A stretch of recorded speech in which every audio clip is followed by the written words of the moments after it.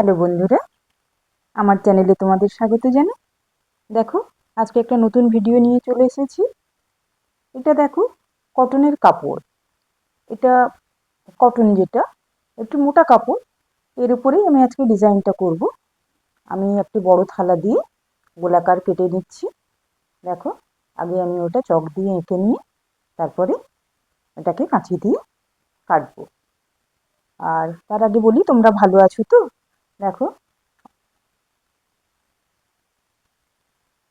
গোল করে আমি কাঁচি দিয়ে কেটে নিচ্ছি। কাটার পরে আমি তোমাদের দেখাবো কি করে এটার উপর একটা ডিজাইন করব। আর এর উপরে আমি উল দিয়ে আজকে ডিজাইন করব। সেটা আমি তোমাদের দেখিয়ে দেবো একটু। দেখো, আগে গোলাকার করে কেটে নিচ্ছি। আর এর উপরে আমি আরেকটি গোলাকার করব। দেখো, আমি এটা মাঝখানটা বার করে নিচ্ছি। এর উপরে আরেকটা গোলাকার করে এঁকে নিচ্ছি। আঁকার পরে এই ডিজাইনটার মাঝখানে আমি আগে যে গোলাকারটা করেছি সেখানেই আমি ডিজাইনটা করব। আর এই স্কেলটা দেখো, একটা স্কেল নিয়েছি। আর একটু ওই 4 প্লাই উল যেগুলো, এগুলো আমার বাড়িতে ছিল, সেগুলোকেই আমি 12-13 বার এক একটা করে জড়িয়ে নিচ্ছি। একটু দেখো ভালো করে, তাহলেই বুঝতে পারবে। একবার জড়িয়ে নিয়েছি 12-13 বার, তার পাশে আরেকবার জড়িয়ে দিচ্ছি। এইভাবে পুরো স্কেলটা তোমরা করে নিতে পারো। এটা আবার হাতেও করা যায়, আঙুলের মধ্যে জড়িয়ে, কিন্তু স্কেলে হলে একসাথে অনেকগুলো জড়িয়ে নেওয়া যাবে। দেখো, এইবারে এক একটা বার করে নেব।